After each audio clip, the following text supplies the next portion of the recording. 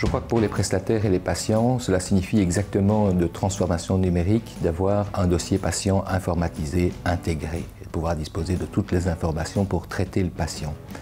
Deuxième défi pour nous, c'est faire face au nomadisme, c'est-à-dire avoir beaucoup de mobilité, beaucoup d'accessibilité, tout en alliant ça à de la sécurité.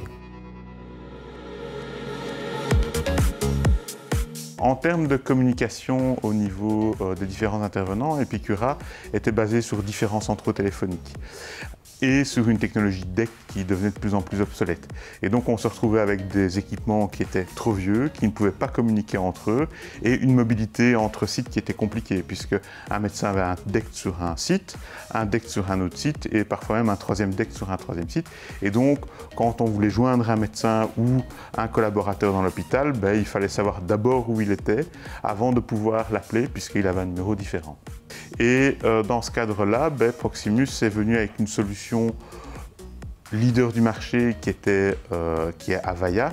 Donc le principal avantage du système Avaya est d'avoir une structure qui est redondante et protégée contre les pannes sur l'ensemble des sites, donc sur les 3 sites hospitaliers plus les polycliniques, qui permettent d'être étendus facilement et surtout qui nous évite aujourd'hui, grâce au 2G et 3G, d'investir massivement dans un système Wi-Fi.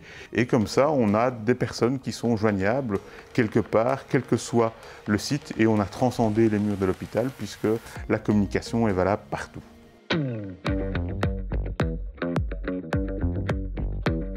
Proximus a été de bons conseils. Au-delà de nous permettre de ne pas travailler avec des technologies obsolètes comme le DECT ou le Wi-Fi dont en termes de voix on n'a pas de vision, aujourd'hui on a une installation 2G, 3G garantie mais qui peut aller vers le 5G. Donc on a un pas du 5G. Et donc on est vraiment future-proof par rapport à ça.